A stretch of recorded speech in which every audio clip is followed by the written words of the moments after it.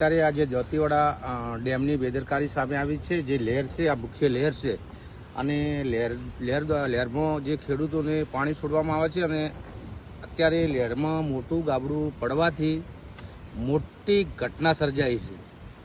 કે સાહેબ અહીંયા અધિકારીઓને ફોન પર વાતચીત કરી હતી, પણ કોઈ અધિકારીએ ફોન ઉપાડ્યા નથી અને પણ પત્રકારોને પણ પ્રવાસ આપવામાં આવ્યો નહોતો અને આ ડેમની અધિકારીઓની મોટી બેદરકારી સામે આવી છે। ગાબડું તો સાહેબ જે આ ટર્બા આવે ને ટર્બા 100 ટર્બા અહીંયા નાખો ને તો ગાબડું ભૂરાય એવું નથી અને દાંતીવાડા ડેમના ઘર નાળાથી 15 થી 20 મીટર દૂર ગાબડું આ લહેરમાં મોટું જોવા મળે છે। ચોમાસા દરમિયાન હું મામલતદાર સાહેબના ટચમાં 15 દિવસ સતત રહ્યો છું। બસ જ્યારે 602 3નું લેવલ થયું ને ત્યારે મામલતદાર સાહેબને મારે રોજ વાત થતી કે સરપંચ આમ કરજો તેમ કરજો।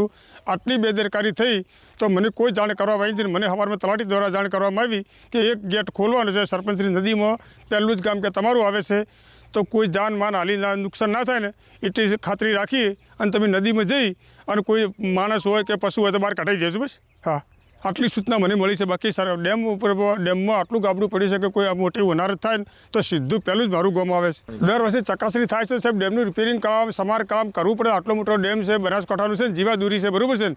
હા, અને કેનાલમાં ગાબડું પડ્યું છે, કેનાલ કાલની વાતથી બંધ કરવામાં આવી છે ને જાહેર પબ્લિકને કોઈ જાણ કરવામાં નથી ભાઈ આ શું તંત્ર ચાલે છે। બસ કુદરતી હોનારત જ કહેવાય એક જાતની, એમાં એમને યોગ્ય જાળવણી રાખવી પડે અને એમને યોગ્ય પગલાં લેવા જ પડે। બસ એમાં આ તો કદાચ ડેમ ફૂટી જાય, આટલું મોટું ગાબડું છે કાલે ડેમ ફૂટી જાય તો અમારું શું થાય નીચાના ગામડાનું? જ્યારે બની ત્યારથી આપણે રિપેરિંગનું એસ્ટિમેટ બનાવી દીધું છે, ટેન્ડર થઈ ગયા, પણ પાણીની સિઝન ચાલુ હોય, રિપેર થયેલ નથી અને એરી આપણે વિધિન 2 ડેઝમાં માટીકામ કરીને આરસીસી લાઇનિંગ થઈ જશે।